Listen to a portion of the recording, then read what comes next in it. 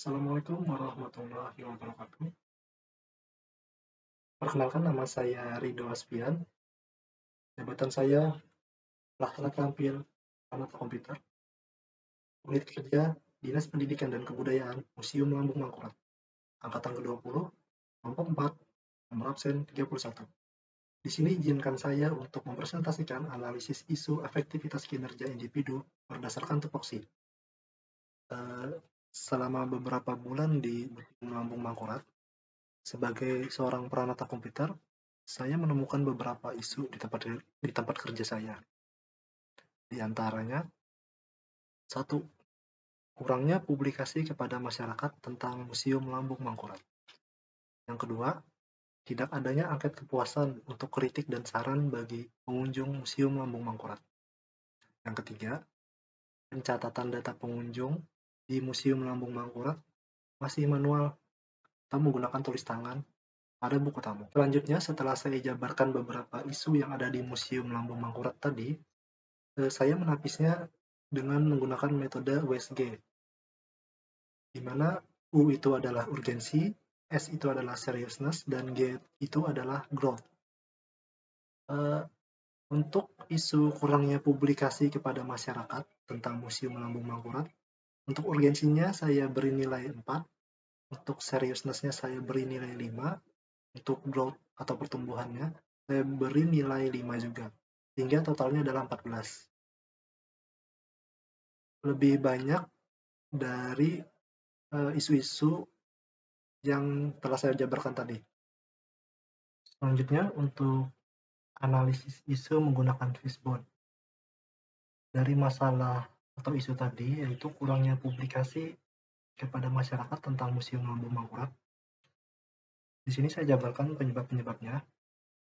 Yang pertama adalah sedikitnya SDM humas, kemudian SDM yang ada belum optimal memahami platform media sosial sebagai penyebaran informasi.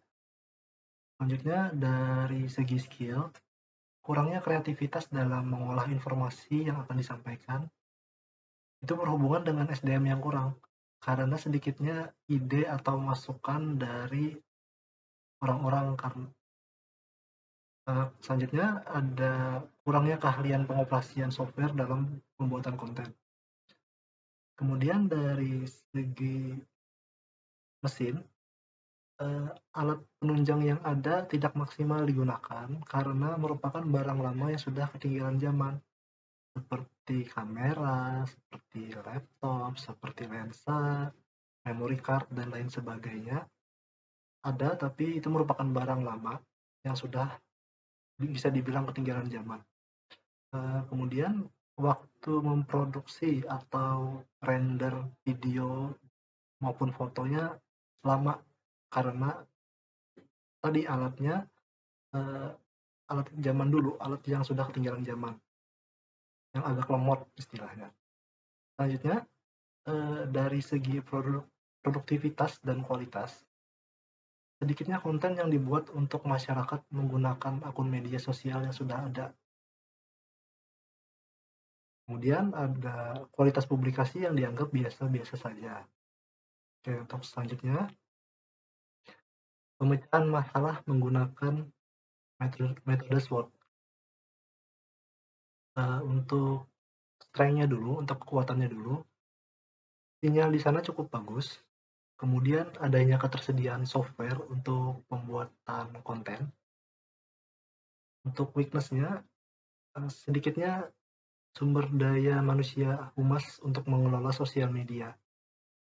Kemudian alat penunjang yang tersedia merupakan barang lama yang sudah ketinggalan zaman. Untuk opportunity-nya, yang pertama, pers atau media lokal biasanya turut serta meliput kegiatan museum hingga membantu penyebaran informasi. Yang kedua, untuk opportunity-nya, adanya anggaran kegiatan khusus untuk acara-acara yang ada di museum. Selanjutnya yang ketiga, untuk opportunity-nya, tersedianya banyak platform sosial media saat ini yang bisa digunakan untuk menjangkau lebih banyak masyarakat. Untuk ancamannya, yang pertama adalah kurangnya kreativitas. Yang kedua ancaman serangan cyber terhadap akun media sosial. Untuk selanjutnya, yaitu tabel rekomendasi alternatif penyampaian isu. Isu yang diangkat tadi adalah kurangnya publikasi kepada masyarakat tentang Museum Lambung Mangkurat. Penyebabnya ialah tidak optimalnya pemanfaatan media sosial pada Museum Lambung Mangkurat untuk publikasi kepada masyarakat. Penyelesaian alternatifnya yang pertama ialah rutin memberikan informasi kepada masyarakat terkait kegiatan-kegiatan yang ada di museum. Tahapan-tahapannya, yang pertama membuat beberapa akun sosial media terlebih dahulu untuk museum, seperti Instagram, YouTube, TikTok, dan Facebook, atau sosial media lainnya. Selanjutnya yang kedua adalah membuat konten atau video kegiatan museum setiap hari. Kegiatan museum ada banyak, seperti kunjungan dari sekolahan, kunjungan dari mahasiswa, kunjungan dari masyarakat, itu biasanya selalu ada setiap hari. Kemudian biasanya juga ada kegiatan lomba, kegiatan pameran, dan lain sebagainya. Selanjutnya, tahapan selanjutnya untuk alternatif penyelesaian isu ialah jika ada pihak eksternal yang terlibat dalam suatu kegiatan museum, maka kita bisa menandai pihak tersebut dalam konten kita agar mereka dapat merepost atau mengirim ulang postingan kita di akun sosial media pihak eksternal tadi. Selanjutnya, tahapan selanjutnya, jika ada kegiatan lomba, kita bisa mewajibkan peserta lomba untuk mengikuti sosial media museum terlebih dahulu sebagai syarat mengikuti lomba. Tujuannya ialah agar pengikut museum di sosial media bertambah. Nah, hasil yang diharapkan, yang pertama adalah meningkatnya minat masyarakat agar berkunjung ke museum. Setelah tahu, oh di museum banyak ragam kegiatannya nih, seperti lomba, seperti pameran temporer, dan lain sebagainya. Kemudian, bertambahnya wawasan kebangsaan dan kebudayaan masyarakat melalui konten-konten yang disuguhkan di media sosial, seperti iklan layanan masyarakat mungkin, seperti tata cara memasuki museum, kenapa koleksi tidak boleh dipegang, bagaimana cara kita melestarikan kebudayaan, dan lain sebagainya. Konten-konten tersebut bisa menambah wawasan kebangsaan dan wawasan kebudayaan masyarakat. Para pihak yang terlibat bisa para pihak yang terlibat ialah staf Ranata Komputer dan staf Pamong Budaya yang ada di museum. Untuk penyelesaian alternatif yang kedua, kita bisa memantau kolom komentar atau pesan dari masyarakat di sosial media jika sewaktu-waktu ada masyarakat yang ingin bertanya, agar tidak terjadinya misinformasi atau hoax.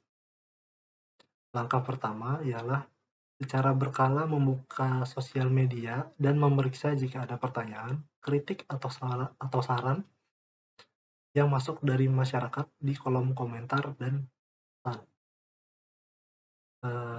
Selanjutnya, langkah kedua, menjawab pertanyaan seputar informasi yang ada di museum.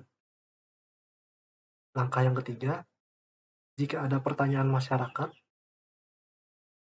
seputar museum di luar penguasaan admin, kita harus berkonsultasi dulu kepada Pamong Budaya. Jangan asal memberikan informasi yang salah. Misal pertanyaan seputar kebudayaan, pertanyaan seperti sejarah perjuangan masyarakat Banjar terhadap penjajahan, terus kemudian terkait koleksi benda bersejarah, kita harus bertanya dulu kepada ahlinya sebelum menjawab pertanyaan dari masyarakat tadi. Hasil yang diharapkan adalah agar tidak terjadi disinformasi atau hoax mengenai museum. Para pihak yang terlibat ialah staf Pranata Komputer dan staf Pamong Budaya. Baik, sekian presentasi saya mengenai isu-isu yang ada di museum tadi. Salah hilap mohon maaf. Wassalamualaikum warahmatullahi wabarakatuh.